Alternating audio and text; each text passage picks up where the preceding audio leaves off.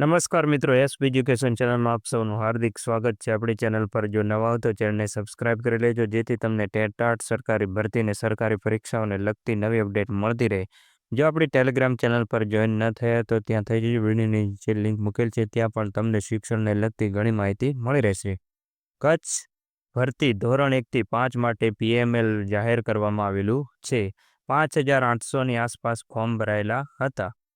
સામાન્ય ભરતીમાં જે ફોર્મ ભરેલા એ ઉમેદવારોએ પણ કચ્છ ભરતીમાં ફોર્મ ભરેલ છે. ઘણા હાઈ મેરિટવાળા ઉમેદવારોના પણ અંદર મેરિટ ક્રમાંક જોવા મળે છે.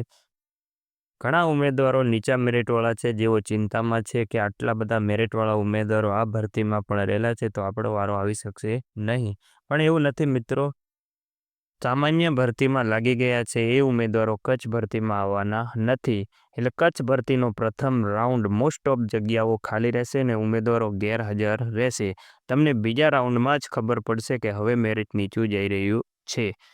ઘણા ઉમેદવારો એવું જણાવી રહ્યા છે કે જેમને SCBC ઉમેદવારોના છે એમનું મેરિટ હાઈ રહ્યું હતું, અને ઘણા વિડીયો દ્વારા એવું જણાવી રહ્યા છે કે SCBCનું જે મેરિટ છે 68+ અટક્યું હતું, હવે ત્યાંથી શરૂ થશે.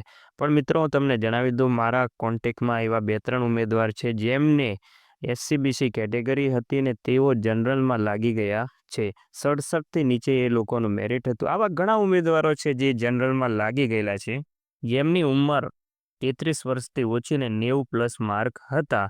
આવા ગુજરાત રાજ્યમાં ઘણા ઉમેદવારો જોવા મળી શકે છે. કચ્છ ભરતીનું મેરિટ નીચું જશે, તમે ચિંતા ના કરશો.